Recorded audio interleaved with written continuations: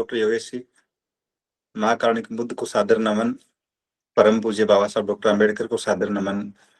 हम सबको धम्म का व्यवहारिक प्रशिक्षण दे रहे परम श्रद्धेय पूज्य डॉक्टर करुणाशिव राहुल जी को सादर वंदनामि और देश भर से जुड़े हुए आप सभी प्रबुद्ध साथियों को सादर नमो बुद्धाय। जैसा कि डॉक्टर योगेश जी ने जिक्र किया कि आज की गूगल मीट में हम जिस विषय पर चर्चा करने जा रहे हैं या फिर चर्चा करेंगे, वो धम्म प्रचारकों के प्रशिक्षण से जुड़ा हुआ है। प्रत्यक्ष या अप्रत्यक्ष रूप से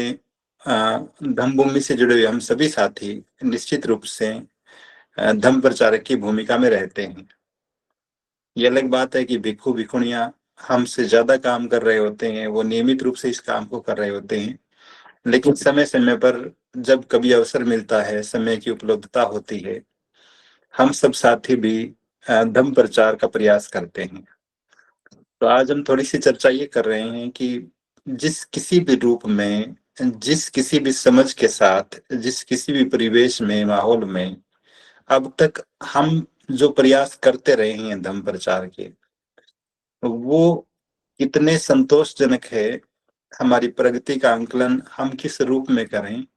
और दूसरा ये कि उसे अपडेट करने के लिए, उसे और ज्यादा स्किल्ड बनाने के लिए हम क्या प्रयास कर सकते हैं। तो निश्चित रूप से प्रशिक्षण किसी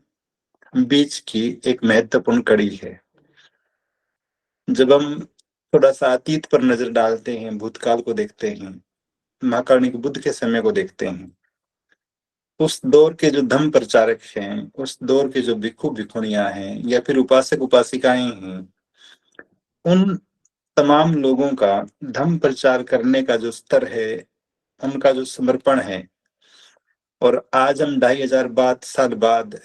जब अपने चारों तरफ के धम्म के मूवमेंट को देखते हैं, हम भिक्षु भिक्षुणियों को देखते हैं, उपासक उपासिकाओं को देखते हैं, इस पूरे के पूरे परिवेश को देखते हैं, तब ये बात बेहतर ढंग से समझ में आती है कि धम्म प्रचार के काम में निश्चित रूप से एक बहुत बड़ा विरोधाभास दिखाई देता है। तो आखिर कौन से कारण हैं जो हमें निर्धारित लक्ष्य तक पहुंचने से रोक रहे हैं, और कौन से काम करें हम जिनकी सहायता से हम अपने महापुरुषों के स्वप्न को साकार कर पाए। एक बहुत ही सामान्य सा प्रश्न ये आ सकता है मन में कि प्रशिक्षण होता क्या है, ट्रेनिंग क्या होती है। क्योंकि हम सब लोग पढ़े लिखे साथी है, मैं तकनीकी रूप से इसको परिभाषित करने का प्रयास नहीं कर रहा हूँ, लेकिन बहुत सरल शब्दों में हम ये बात कर रहे हैं कि जब भी हम किसी काम को करने की सोचते हैं, किसी भी प्रोजेक्ट पर काम शुरू करते हैं, और किसी भी फील्ड का कोई भी व्यक्ति, भले ही वो लोहे के सामान बनाने का काम करता हो, वो फर्नीचर का सामान बनाने का काम करता हो, कोई बाइक रिपेयरिंग करने का काम करता हो, कोई कार का मैकेनिक हो, कोई टीचर हो, डॉक्टर हो, वकील हो, हम किसान भी, हम जिस किसी भी फील्ड के लोगों को देखेंगे जो बहुत बेहतर ढंग से काम कर पा रहे हैं, तो एक चीज प्राथमिक रूप से समझ में आती है कि वो सारे के सारे साथी निश्चित रूप से बहुत लंबे समय तक उस काम का अभ्यास कर चुके होते हैं। यही अभ्यास निश्चित रूप से उनके प्रशिक्षण का अभिन्न अंग होता है। हम जितने भी अपने अपने विषयों के विशेषज्ञों को देखते हैं, एक्सपर्ट्स को देखते हैं, वो सारे के सारे निश्चित रूप से ऐसे लोग रहे होते हैं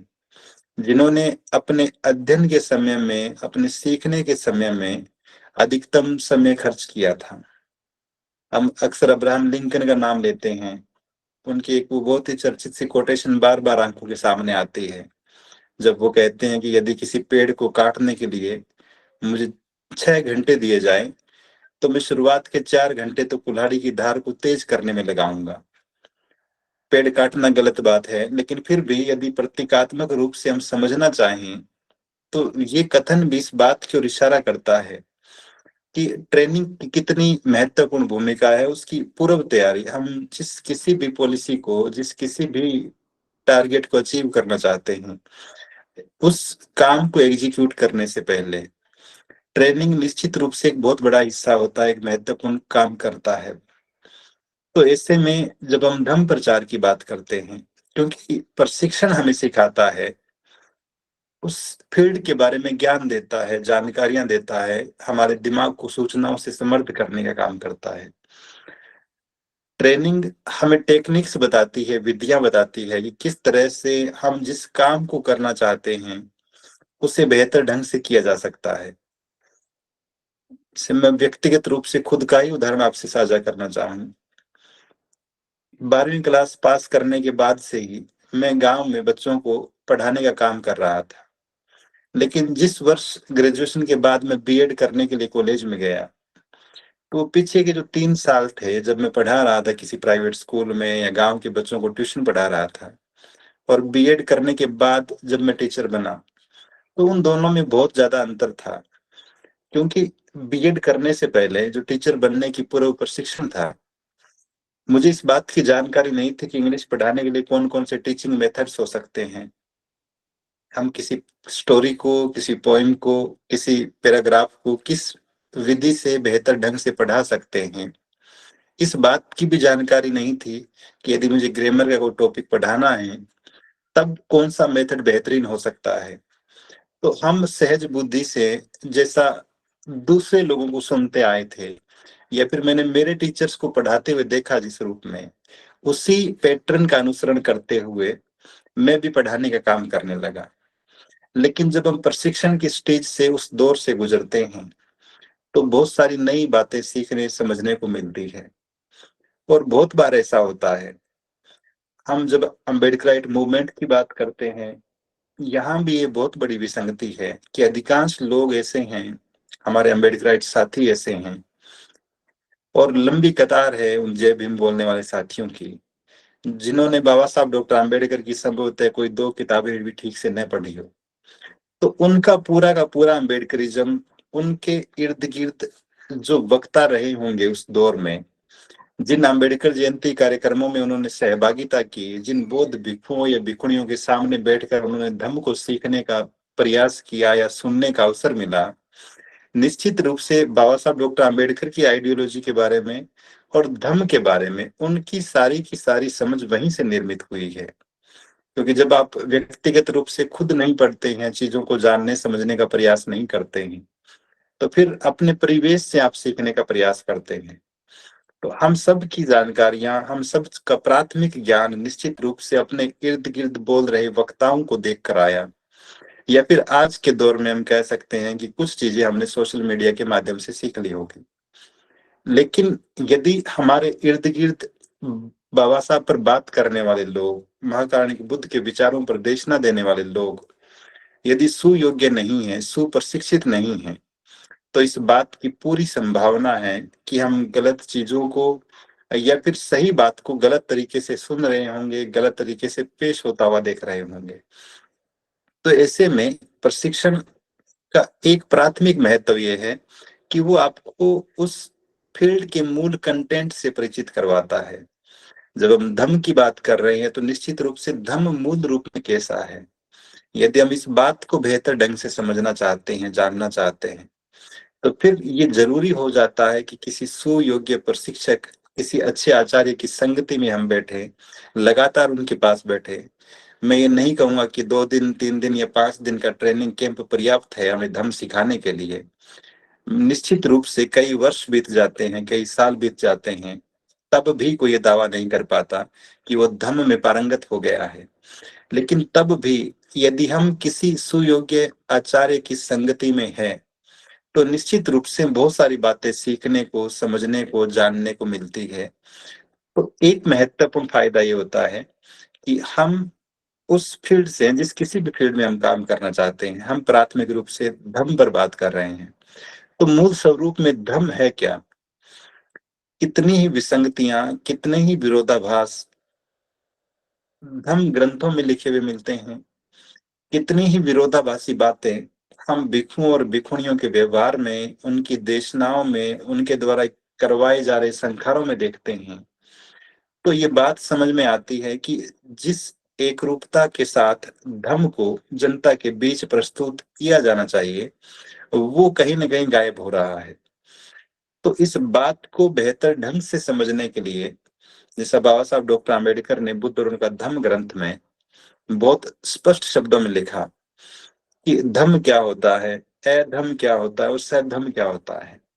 तो बारीकी से समझने के लिए हमें ज़रूरत पड़ती है कि हम किसी प्रशिक्षण कार्यक्रम का हिस्सा बनें और लगातार उस ट्रेनिंग की प्रोसेस से गुज़रते रहें, अपने आप को उस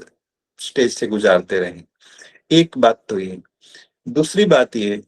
कि जब हम सुधार के उद्देश्य से काम करते हैं, हम ये चाहते हैं कि हम धम्म प्रचार का कार्य करें, तब फिर ये भी ज़रूरी हो जाता है कि इस काम को कैसे किया जाए। क्योंकि बिना प्रशिक्षण के जब हम महारानी के बुद्ध के जीवन को देखते हैं, आप सबने वो घटनाएँ पढ़ी है, मैं बहुत विस्तार से बात नहीं कर रहा हूँ। संबोधि प्राप्ति के बाद महाकारुणिक बुद्ध, सम्यक संबुद्ध पंचवर्गीय भिक्षुओं को देशना देते हैं। वो पहले उनके अनुयायी बनते हैं, भिक्षु बनते हैं। धीरे-धीरे जब संख्या 60 तक पहुँच जाती है, तब तथागत पहली बार उन तमाम भिक्षुओं को कहते हैं कि जाओ भिक्षुओं धम्म का प्रचार करो। लेकिन 5 भिक्षुओं से 60 भिक्षुओं तक पहुँचने की जो यात्रा है, वो और 60 होते ही ये कह देना कि अब जाइए धम्म प्रचार करिए। ये महज़ इसलिए नहीं था कि उन्हें संख्या 60 करनी थी, बल्कि जो प्रशिक्षण चल रहा था पिछले लंबे समय से, जब उन्हें लगा कि ये सारे के सारे लोग प्रशिक्षित हो गए हैं, ये सारे के सारे लोग मैं जिस तरीके से धम्म लोगों के सामने प्रेज़ेंट करना चाहता हूँ, ये करने में सक्षम हो गए हैं। तब वो कहते हैं चरत भिक्षुवे चारिकम। तो ये अपने आप में इस बात की ओर इशारा करता है कि जब हम अपने आप को पारंगत बना लेते हैं, कुशल बना लेते हैं, सुयोग्य बना लेते हैं, तभी आपके शास्ता, आपके आचार्य आप पर भरोसा करते हैं कि अब आप धम्म प्रचार के लिए निकल सकते हैं, कहीं भी जाकर धम्म प्रचार का काम कर सकते हैं। तो एक महत्वपूर्ण बात कि चीज़ों को किस रूप में प्रेज़ेंट किया जाए, किस रूप में प्रस्तुत किया जाए। अभी हाल ही का एक उदाहरण मैं आपसे साझा करूँ। अभी कुछ समय पहले जब अमेरिका के राष्ट्रपति डोनाल्ड ट्रंप दूसरी बार राष्ट्रपति निर्वाचित हुए और वो जिस ऑर्थोडॉक्स माइंडसेट के साथ काम करते हैं, सब लोग परिचित हैं उनसे कि वो पूरी तरह से जो प्रोग्रेसिव मेंटालिटी के लोग हैं या फिर जो पूंजीपतियों के खिलाफ काम करने वाले लोग हैं, उन्हें बिल्कुल भी सहन नहीं करते हैं। और बहुत सारे मामलों में इवन धर्म के मामले में भी उनका जो सोचने का तरीका है, वो उन लोगों को बहुत ज़्यादा भाव नहीं देते हैं। लेकिन उनके शपथ ग्रहण के कुछ समय बाद ही हम सब ने वो वीडियो क्लिप देखी, जब एक चर्च की पादरी इस तरह से बहुत सारे लोगों के बीच में एक भीड़ के सामने बहुत ही संयमित शब्दों में डोनाल्ड ट्रंप की सारी नीतियों की आलोचना करती है और वो उन मांगों को उसके सामने रखती है कि किस तरह से जो अल्पसंख्यक लोग हैं, जो दूसरे देशों से आए हुए लोग हैं, वो भी अमेरिका के मूल निवासियों की तरह हैं, उनके भी बराबर अधिकार हैं, उनके साथ भी किसी तरह का अन्याय नहीं किया जाना चाहिए। और वो ट्रंप जो पत्रकार का एक छोटा-सा सवाल पूछे जाने पर भड़क उठता है, इवन उठकर चल देते हैं, सामने से भला-बुरा कह देते हैं। वो 10-15 मिनट तक उस बिशप का स्पीच सुनते रहते हैं।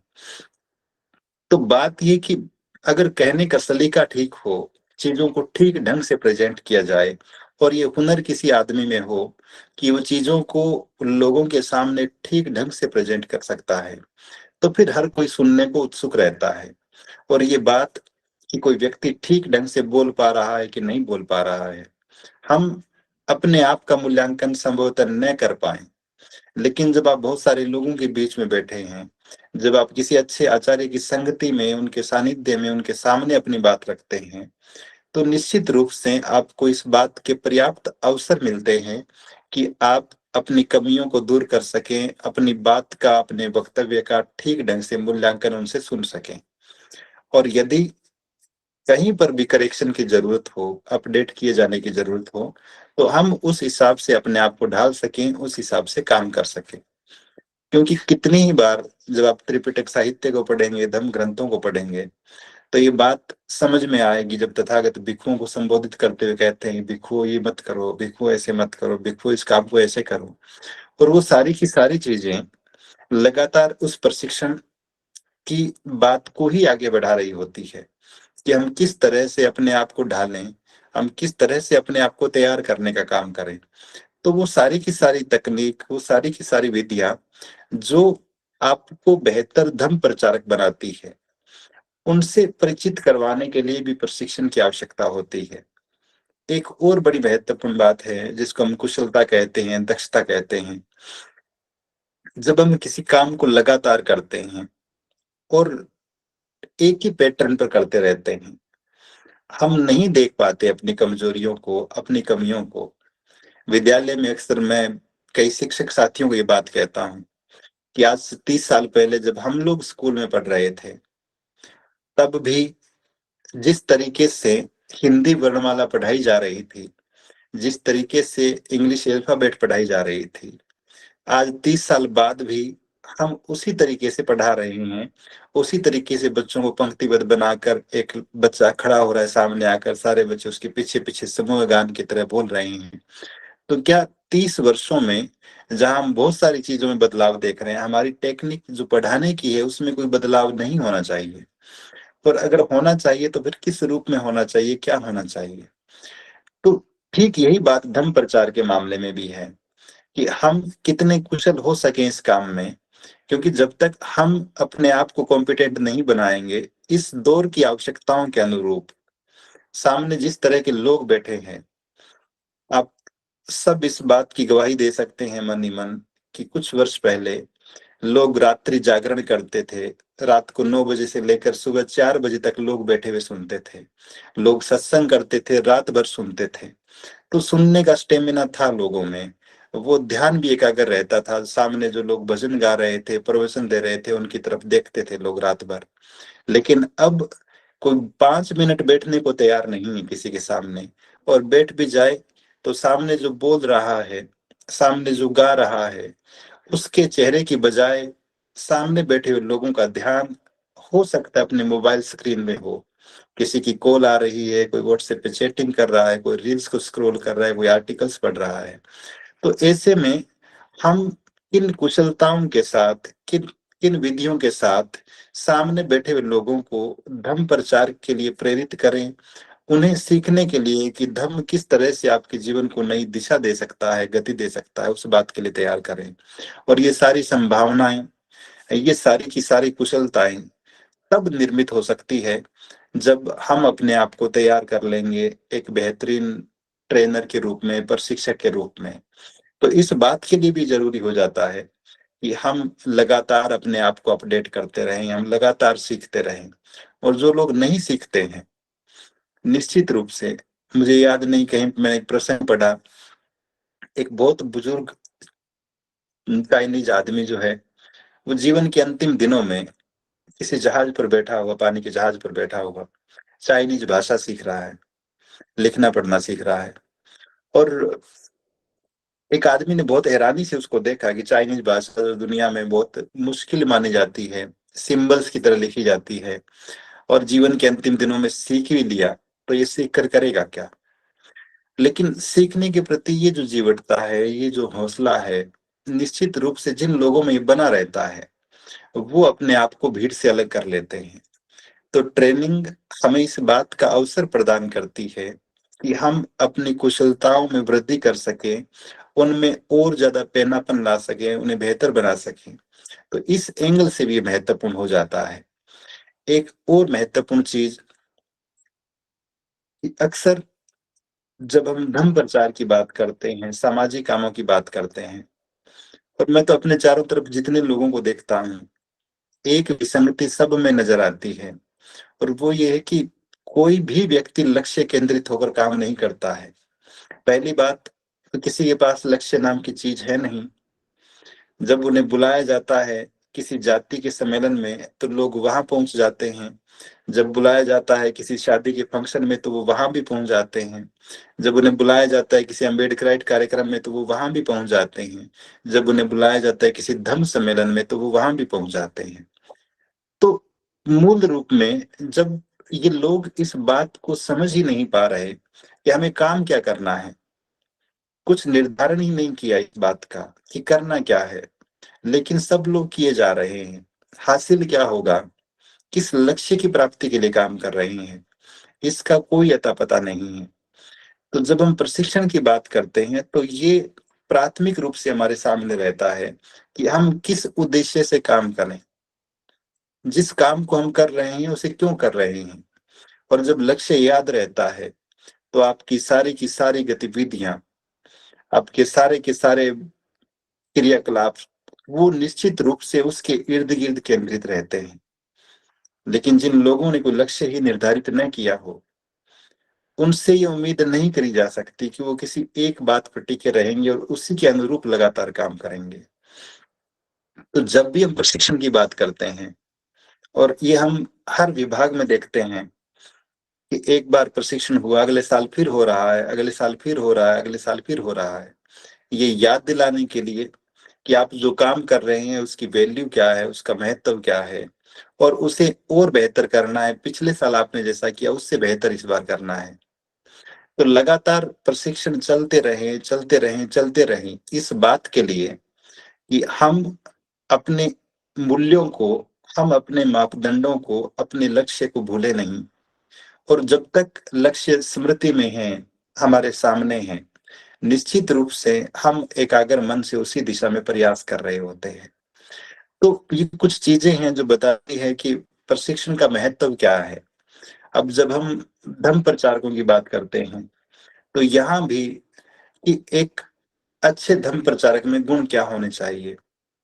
या फिर अभी जो मैंने बात कही कि बहुत सारे लोग तो इस बात का ही निर्धारण नहीं कर पाते कि वो किस उद्देश्य से काम कर रहे हैं। सामाजिक जीवन में कि आर्थिक, राजनैतिक, शैक्षणिक, सांस्कृतिक, धार्मिक, किसी भी फील्ड में काम कर रहे हो।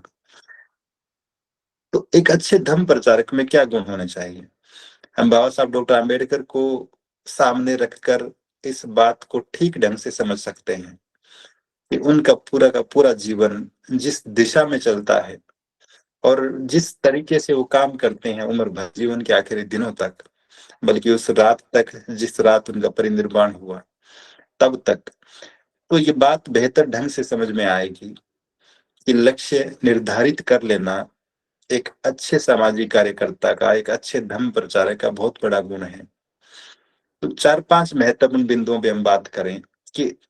एक धर्म प्रचारक के रूप में, एक अच्छे कार्यकर्ता के रूप में मुझ में क्या क्वालिटीज़ होनी चाहिए, क्या गुण होने चाहिए? पहली बात, कि एक अच्छा धर्म प्रचारक इस बात को जानता है कि वो किस उद्देश्य के लिए, किस लक्ष्य के लिए काम कर रहा है। तो जिनका लक्ष्य बिल्कुल सुस्पष्ट हो, और श्रद्धेय बंते रावल जी की भाषा में, उनके शब्दों में यदि मैं कहूँ, तो न केवल मेरा, हम सभी का, बल्कि पूरी दुनिया के हर उस नागरिक का जो चाहता है कि संसार में नैतिकता बची रहे, लोगों में सदाचरण बचा रहे, इस धरती पर रहने वाले सभी जीवों का कल्याण हो। वो हर व्यक्ति महाकारुणिक बुद्ध की शिक्षाओं के प्रचार-प्रसार का प्रयास करता है। तो हम सब भी बाबा साहब डॉक्टर आम्बेडकर की उस बोधमय विरासत को साक्षी मानकर, उसे अपने दिमाग में ताज़ा रखते हुए, हम सब भी इस बात के लिए संकल्पित होते हैं कि हमें बौद्ध समाज निर्माण के लिए काम करना है। उद्देश्य ये नहीं है कि मैं बौद्ध बन जाऊँ, उद्देश्य ये भी नहीं है कि मैं मेरे परिवार को बौद्ध बना लूँ, और उद्देश्य ये भी नहीं है कि मैं अपने रिश्तेदारों या गली-मोहल्ले के लोगों तक धर्म की बात पहुँचा दूँ। बल्कि हम एक वृहद बौद्ध समाज के निर्माण के उद्देश्य के साथ काम करेंगे। तो एक महत्वपूर्ण बात तो ये है। फिर स्वतः ही आप देखेंगे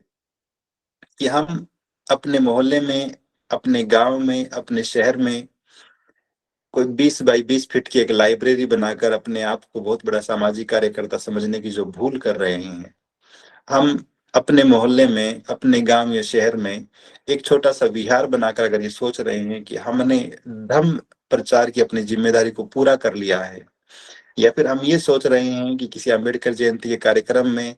साल में 1 बार 1000, 1500, 5000 की रसीद कटवाने भर से हमारे सामाजिक दायित्वों की पूर्ति हो गई है। तो ये तमाम चीज़ें निश्चित रूप से गलतफ़हमियाँ हैं।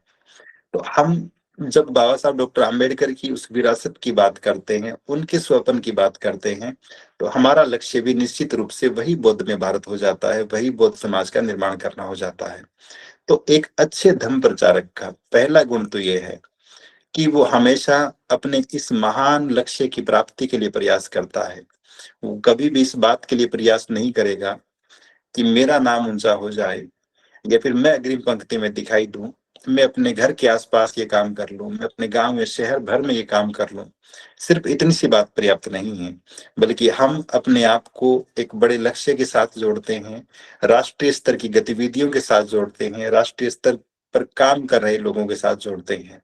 तो एक महत्वपूर्ण बात तो ये। दूसरी, क्या लक्ष्य निर्धारण कर लेने भर से ही कोई काम पूरा हो जाता है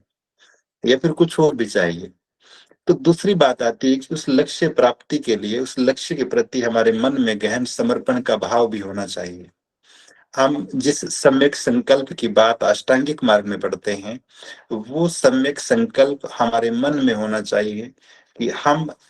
इस व्यवस्था के निर्माण के लिए आजीवन काम करेंगे। इससे बिल्कुल पीछे नहीं हटेंगे। तो ये समर्पण, ये दृढ़ निश्चय जिन लोगों के मन में है, निश्चित रूप से वो व्यवस्था को बदल देते हैं। चाहे वो राजकुमार सिद्धार्थ रहे हों, जो इस बात की जिद करके बैठते हैं कि तब तक नहीं उठूँगा, जब तक अपने मन की शंकाओं का, दुनिया में दुःख का कारण और उसका निवारण नहीं खोज लेता। चाहे बाबा साहब डॉक्टर आम्बेडकर हो, जो ये संकल्प लेते हैं कि यदि इस देश की इस घटिया जातिवादी व्यवस्था को बदल नहीं दिया, तो बिजली के तारों के लटक कर आत्महत्या कर लूँगा। तो वो सारे के सारे लोग जो दृढ़ संकल्पित हुए, जिन्होंने अपने सम्यक प्रयत्नों से न केवल उस दौर को बल्कि आने वाली पीढ़ियों को भी प्रकाशित करने का काम किया। कुछ वैसा ही संकल्प, वैसा ही समर्पण यदि हमारे मन में है अपने लक्ष्य के प्रति, धर्म प्रचार के प्रति, तो निश्चित रूप से हम भी भीड़ से अलग खड़े होंगे। हम भी इस लक्ष्य के नज़दीक खड़े होंगे और बेहतर से बेहतर प्रयास करते हुए हम अंततः एक अच्छी व्यवस्था का निर्माण करने में कामयाब होंगे। इसके विपरीत यदि समर्पण नहीं है, दृढ़ निश्चय नहीं है मन में, तो फिर इस बात की पूरी संभावना है कि या तो हम बहुत ईमानदारी के साथ काम ही नहीं कर पाएँगे और करेंगे तो फिर जितना हो पा रहा है, जैसा भी हो रहा है, उसी में संतुष्ट हो जाएँगे और फिर लक्ष्य प्राप्ति हो या न हो, ये बात बहुत पीछे छूट जाती है। तो दूसरी महत्वपूर्ण चीज़ एक अच्छे धर्म प्रचारक का ये गुण है कि वो धम्म के प्रति, धम्म की व्यवस्था के निर्माण के लिए अपने लक्ष्य के प्रति बेहद संकल्पित होता है। वो दृढ़ निश्चयी होता है और उसी दिशा में लगातार प्रयास करता है। इसीलिए वो अपने रास्ते से कभी भटकता नहीं। इसीलिए वो कभी न शॉर्टकट तलाशता है, न छोटी-छोटी चीज़ों से अपने आप को संतुष्ट करता है, न उन पर समय बर्बाद करता है। तो दूसरी महत्वपूर्ण बात ये। तीसरी बात कि जब हम किसी लक्ष्य को तय करके और बहुत समर्पित मन से काम करने के लिए लगते हैं,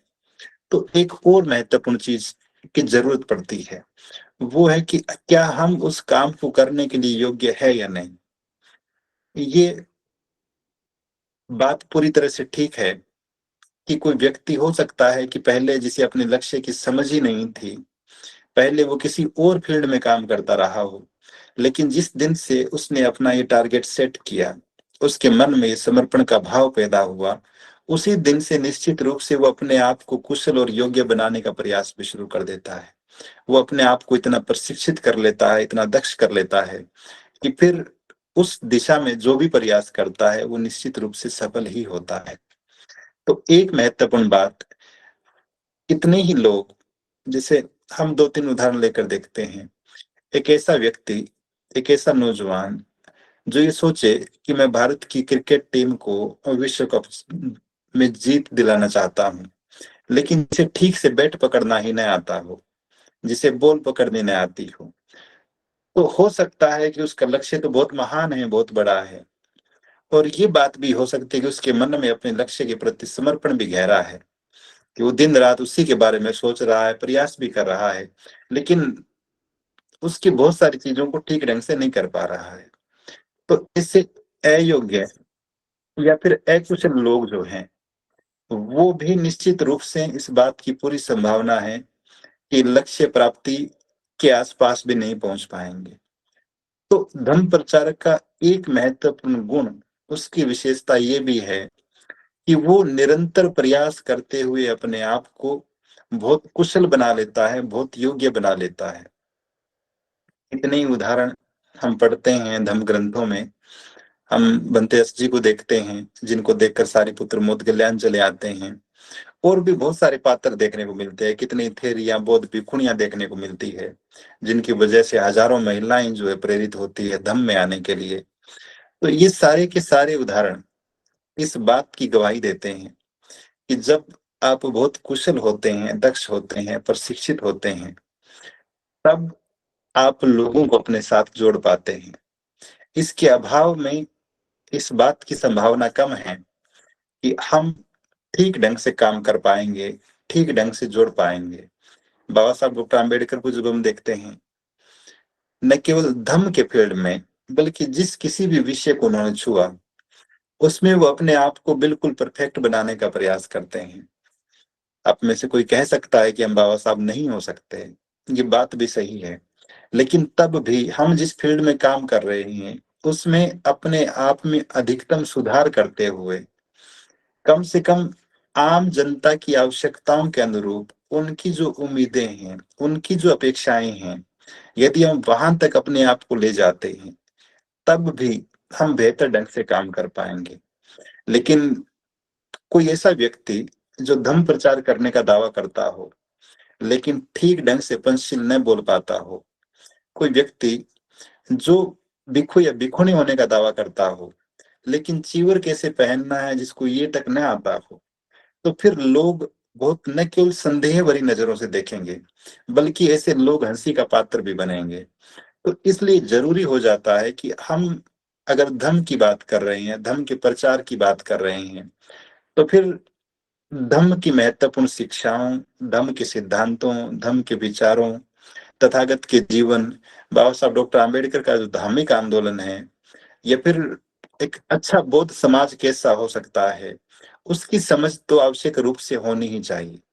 अगर ये नहीं है हमें, ये सूचनाओं का अभाव है, तो फिर लोग संदेह भरी नजरों से हमें देखेंगे।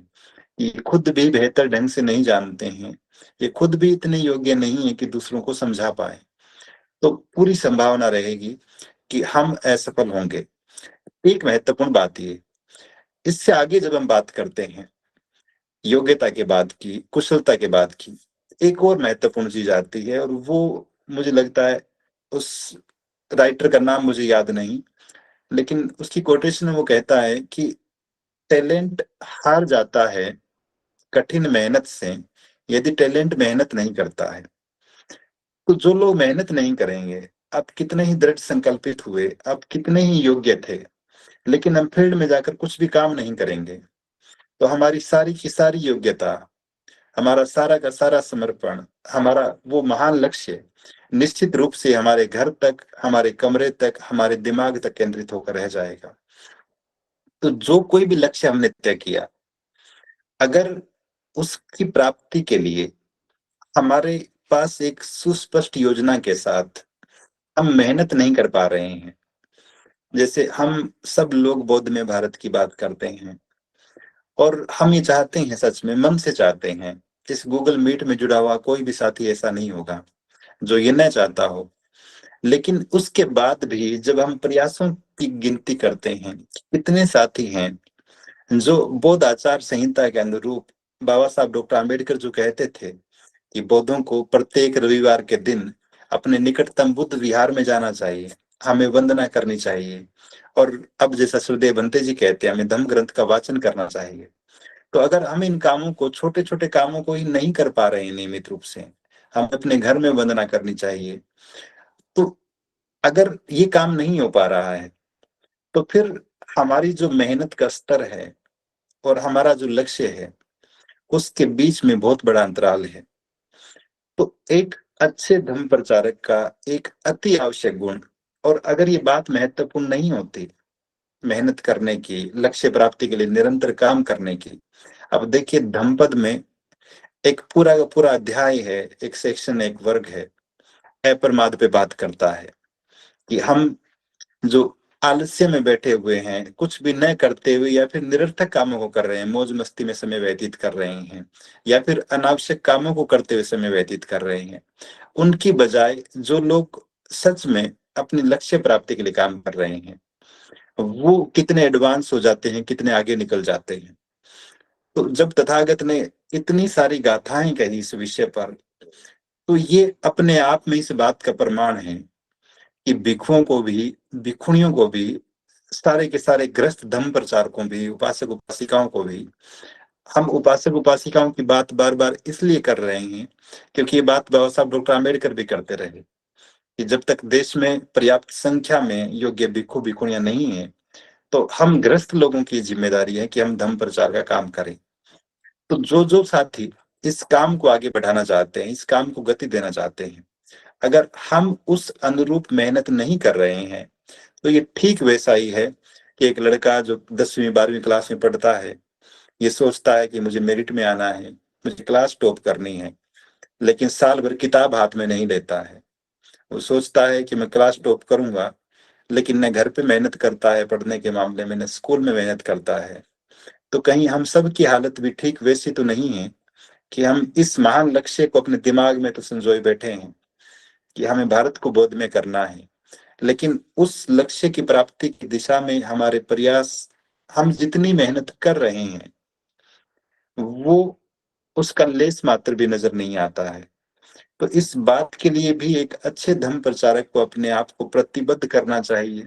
वो अपने आप को तैयार करे इस बात के लिए कि नियमित रूप से जो लोग वक़्त दे सकते हैं, समय दे सकते हैं,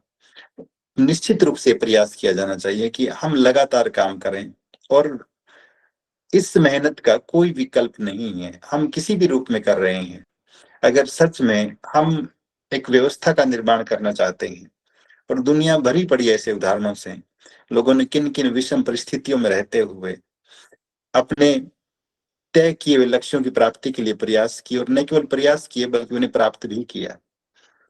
तो ये बहुत मुश्किल काम भी नहीं है और मैं फिर रिपीट कर रहा हूँ उस बात को कि महाकारुणिक बुद्ध के समय में जब वो 60 भिक्षुओं को पहली बार कहते हैं, जाओ भिक्षुओं धम्म प्रचार करो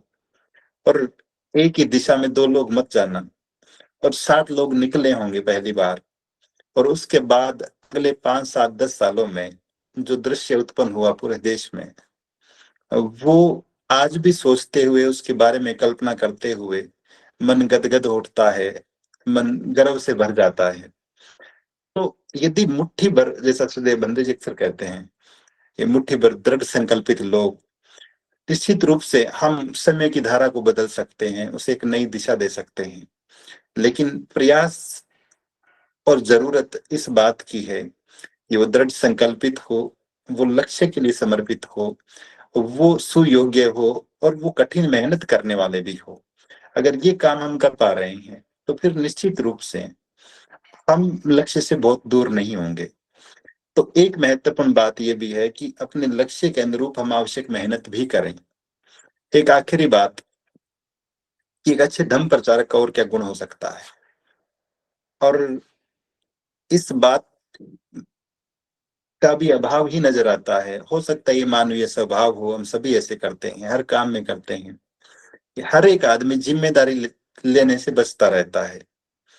घर पर यदि मुझसे कोई गलती हो जाए, बच्चों से कोई गलती हो जाए,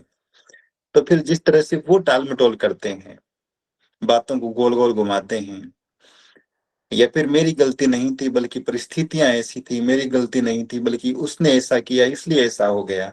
ये तमाम तरह की जो बातें हैं, ये दिखाती है कि हम ज़िम्मेदारी लेने को तैयार नहीं हैं।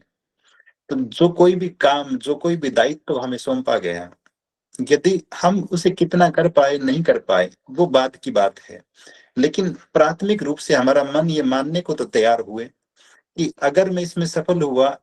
तब भी क्रेडिट मेरा है और मैं असफल हुआ तब भी मेरा है। तो निश्चित रूप से हम अपना मूल्यांकन करते हुए ज़िम्मेदारी के बोध के साथ यदि काम करेंगे, जितना कहा जाए उतना करने का प्रयास करेंगे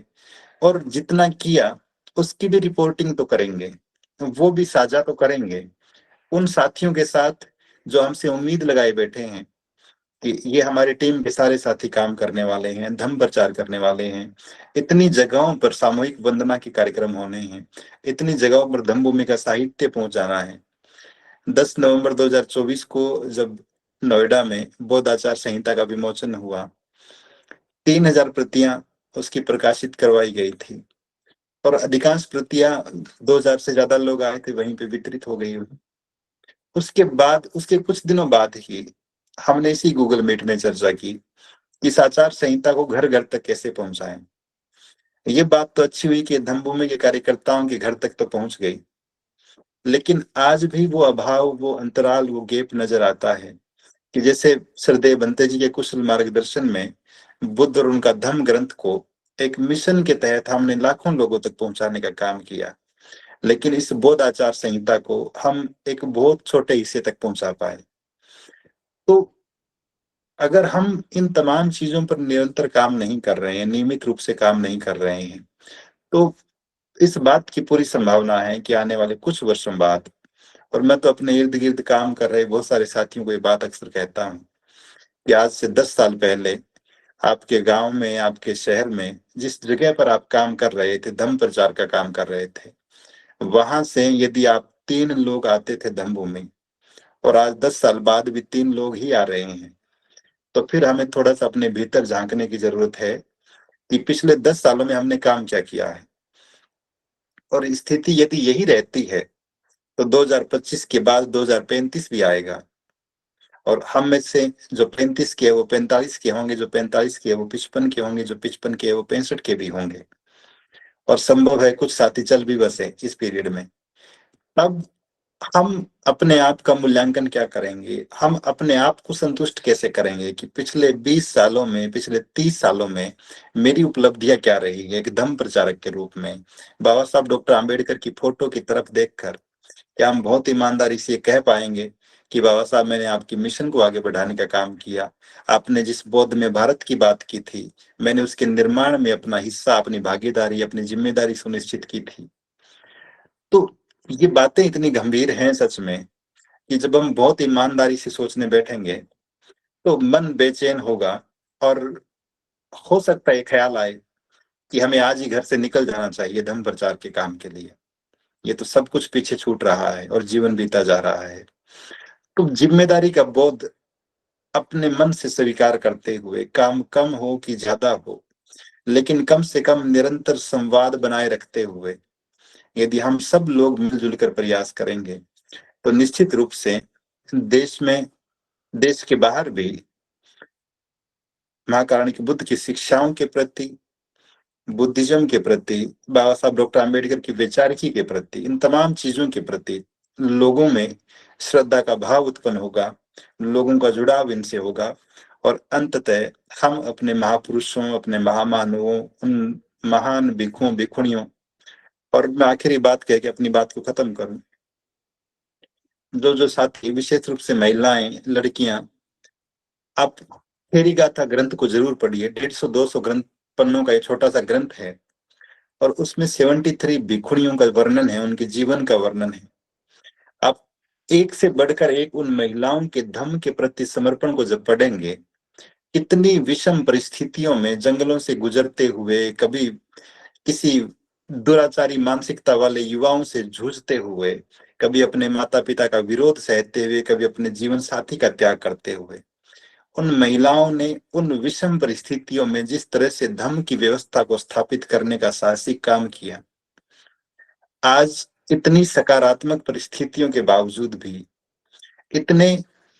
सकारात्मक सहयोगात्मक रवैये के बाद भी, यदि हम उसका 5% भी नहीं कर पा रहे हैं, तो ये प्रश्न चिन्ह है हम सब की योग्यता पर, हम सब के धर्म के प्रति समर्पण पर, हम सब की जिम्मेदारी के भाव पर। हमें भी निश्चित रूप से एक अच्छे सुयोग्य धर्म प्रचारक बनते हुए सबसे पहले एक बहुत बड़े लक्ष्य को निर्धारित करना है, उस लक्ष्य के प्रति, धर्म के प्रति समर्पण, दृढ़ निश्चय का भाव सदैव रखना है। हमें अपने आप को सदैव कुशल बनाना है, सुयोग्य बनाना है। हमें कठिन मेहनत करनी है अपने लक्ष्य की प्राप्ति के लिए, और जिम्मेदारी का भाव अपने मन में रखते हुए निरंतर खुद का मूल्यांकन करते हुए अपने आप को अपडेट करते रहना है। ये सारे काम यदि हम बहुत ईमानदारी से करेंगे तो निश्चित रूप से बाबा साहब डॉक्टर आम्बेडकर की बौद्ध में भारत की परिसंकल्पना और श्रद्धेय बंते राहुल जी का धम्मभूमि के माध्यम से हम सब के जीवन को श्रेष्ठ बनाने का जो आंदोलन है, वो सच में साकार प्रतीत होगा। आप सभी ने ध्यानपूर्वक सुना होगा, आप सभी को बहुत-बहुत साधुवाद। नमो बुद्धाय।